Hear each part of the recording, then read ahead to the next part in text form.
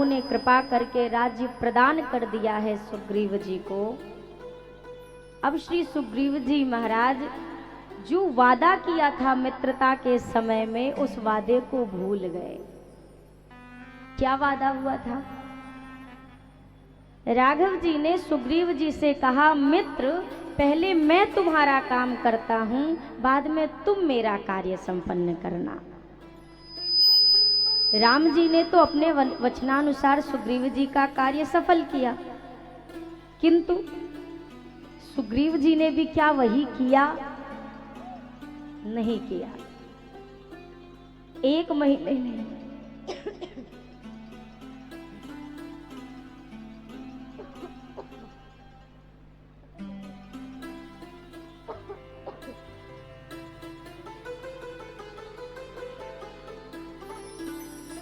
एक माह नहीं, 2 माह नहीं, 3 माह नहीं, 4 माह का समय बीता। 4 महीने बीत गए। वर्षा ऋतु का वह समस्त समय समाप्त होने को है, और सुग्रीव जी राम जी का काम करना तो बहुत दूर की बात है। एक बार प्रवर्षण पर्वत पर सुग्रीव जी राम जी से मिलने तक नहीं गए कि एक बार हाल चाल लेने ही पहुंच जाए, इतने के लिए भी नहीं गए। आपके गुरु जी या फिर आपके कोई सम्माननीय आपके नगर किशनगंज में आवे, 4 महीने तक रुके रहें, ना रोज जाएंगे आप, कम से कम महीने में तो एक बार हाजिरी लगाएंगे कि नहीं लगाएंगे? पर धन्य है सुग्रीव जी, 4 महीने में एक बार भी देखने नहीं गए। जब तक राज्य नहीं मिला था तब तक भगवान से बारंबार निवेदन, राज्य मिल गया तो भगवान को ही भूल गए। आपको नहीं लगता यही काम हम भी करते हैं? यही तो हम भी करते हैं। सुग्रीव जी जीवात्मा का प्रतीक है, राम जी परमात्मा है, हनुमान जी महात्मा है। महात्मा ने कृपा करके जीव को परमात्मा से तो मिला दिया, पर परमात्मा से कार्य होने के बाद जीवात्मा क्या करता है? जिस कार्य के लिए भगवान से हाजिरी लगाता है, भगवान ने काम पूरा किया, काम होते ही राम भूल जाते हैं। जब राम भूल जाते हैं तो फिर यहाँ पर लिखा है गोस्वामी जी ने, अब आज मेरे राघव जी को रोष आया है। राम जी ने लक्ष्मण जी से कहा, लक्ष्मण मेरा धनुष बाण लेकर आओ। तेहि सर हतऊ मूढ़ मैं काली। राम जी ने कहा मेरा धनुष बाण लेके आइए। लक्ष्मण जी इस सब चीज में इंतजार नहीं करते, राम जी के मुंह से निकला, अस्त्र लाओ हाजिर। लक्ष्मण भैया तत्काल के काम पर ज्यादा विश्वास करते हैं कि हाँ भैया खत्म करो काम। जैसे ही लाकर लक्ष्मण जी ने हाथ में धरा, राम जी ने कहा जिस बाण से बाली का वध किया है उसी बाण से मैं सुग्रीव का वध करूंगा। जैसे ही राम जी ने धनुष बाण मांगा, राम जी के हाथ में धनुष बाण, लक्ष्मण भैया ने कहा लीजिए जाइए मार दीजिए। अब राम जी के शब्द देखिए, अरे लक्ष्मण आज मारने को थोड़ी ना बोला है।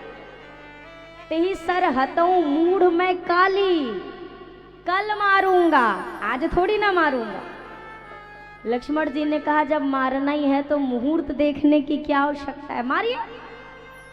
अच्छा आप नहीं जा रहे, हम जा रहे मारने, हम जाते हैं। राम जी ने देखा ये तो लक्ष्मण जी ने तो सच में ही मान लिया, ये सच में ही मारने जा रहे। तब तक कहते हैं नहीं नहीं लक्ष्मण, तात सखा सुग्रीव जी सखा हैं और सखा को समझाया जाता है। सखा में कोई दोष आ जाए तो सुधार किया जाता है। मित्रता के संबंध में संघार का स्थान नहीं होता है। इस एक चौपाई के एक भाव और किसी संत ने बताए, तेहि सर हतऊ मूढ़ मैं काली। अर्थात एक संत ने कहा कि राघव जी कहना चाहते हैं अगर आज मैं जिस प्रकार से मैंने बाली का वध किया, अगर उसी प्रकार उसी बाण से मैंने सुग्रीव का वध किया तो कल को संसार वाले मुझे कहेंगे कि अगर यही करना था, अरे तो मित्रता करने से पहले सोचना था, पहले सोचना था कि कैसे आदमी से संबंध जोड़ा जा रहा है। अब जोड़ लिया, उसके बाद संहार कर दिया। राघव जी ने एक मानो बड़ा सुंदर संकेत दिया। जीवन में आपका जिससे संबंध जुड़ रहा है, आपको जितनी जानकारी लेनी है, जितनी इंफॉर्मेशन निकालनी है, संबंध जुड़ने के पहले निकाल लीजिए। जुड़ने के बाद निकालेंगे ना तो फिर संबंध का निर्वाह करना मुश्किल हो जाएगा। वो संबंध टिक ही नहीं सकता है। आपका किसी से संबंध जुड़ गया, आप अभी भी उसकी छानबीन में लगे हुए हैं, अभी भी तलाश रहे हैं ये कितना अच्छा है, कितना बुरा है। अब अगर 4 कमी निकल गई, 10 अच्छाइयाँ निकल गई, तो इंसान का स्वभाव ऐसा 4 कमी पर ही निगाह जाकर टिकती है, 10 अच्छाइयों पर। ठाकुर जी की पता नहीं क्या लीला, ये मानव का स्वभाव है, ये है स्वभाव। जैसे यहाँ पर बैठकर अगर मैं खूब यहाँ पर कंबल वितरण कर दूं, खूब दान पुण्य कर दूं, शायद ये बात का हल्ला नहीं मचेगा, पर एक किसी को एक घूसा मार दूं, कल फ्रंट पेपर में आ जाएगा। आएगा कि नहीं आएगा? ये है निगेटिविटी, नकारात्मकता समाज में जितनी जल्दी से फैलती है, सकारात्मकता को फैलने में समय लगता है। मंदिर बनाना हो ना तो देखो ना, हम खुद ही लगे पड़े, भैया करो सहयोग। मंदिर बनाना हो तो लाख लोगों को जोड़ना पड़ता है, एक मंदिरालय तैयार करना हो किसी की आवश्यकता नहीं पड़ती। संकीर्तन निकालना हो तो चिट्ठी दे के निमंत्रण कार्ड देने पड़ते, भैया आ जाना कथा हो रही है। और झगड़ा करना हो, जिंदाबाद मुर्दाबाद, अभी देखो बिना बुलाए सब आ जाएंगे। ये है प्रकृति आज की। इसमें मनुष्य को इकट्ठा नहीं करना पड़ता, 2 जन जिंदाबाद करते निकल जाओ, 20 आपके पीछे लग जाएंगे अपने आप ना बुलाओ किसी को। ये है स्वभाव मनुष्य का। अच्छी चीज के लिए बहुत परिश्रम करना पड़ता है, लेकिन ये भी बात है, अगर एक बार वो परिश्रम सफल हो गया तो जीवन भर के लिए वो रहता है। ये वाली चीजें ज्यादा दिन नहीं टिकती हैं, पर एक बार जो धर्म कर दिया जाए, अगर धर्म करके एक कोई मनुष्य खूब परिश्रम करके कुआं खोद दे, उस कुएं का लाभ कितनी आने वाली पीढ़ी लेगी कि नहीं लेगी? आप और कुछ भी करिए, वो आपके जिंदगी तक रहेगा, आपके जीवन तक रहेगा। लेकिन आप जब एक धर्म का कार्य करते हैं, आपके जाने के बाद भी वो चीज आपको जीवित रखती है संसार में। अगर मरने के बाद भी मनुष्य जीने की इच्छा रखता है, एक काम करे। क्या काम करे? ऐसा काम करे कि नाम हो जाए, ऐसा काम, पर सत्कार्य हो। नाम दोनों के होते हैं, अच्छे का भी होता है और बुरे का भी होता है। पर बुरा जो नाम मिलता है ना, आज के इस समय में कई लोग फेमस होने के लिए ये भी ठीक है, कुछ गलत कर लो फेमस हो जाओ, पर ये जो नाम होता है ये 4 दिन तक रहता है। पर अगर आपने कुछ अच्छा करके नाम कमाया तो आप यहाँ से चले भी जाएंगे तो भी नाम जीवित रहेगा, तो भी संसार में बना रहेगा। सुग्रीव जी भगवान के ही काम को भूल गए। लक्ष्मण भैया कहते आप नहीं जा रहे, हम जा रहे मारने। राम जी ने कहा मित्र हैं लक्ष्मण, वो तो हमारे, समझा के ले आओ, डरा करके। भगवान का भजन 2 ही परिस्थिति में होता है, या भय से होता है या भाव से होता है। या तो डरा दिया जाए, मरोगे तो ऐसा हो जाएगा, फिर ये नरक ये वो, फिर वो नरक का दरवाजा खुला, फिर ये नरक वो नरक, या तो ऐसे में भजन होगा, ये भय का भजन है। और या तो भाव का भजन होता है। भय का भजन मैंने आपसे एक दिन और चर्चा की थी। भय के भजन के छूटने के चांसेस हैं, जिस दिन भय निकल गया उसी दिन भजन भी हो गया।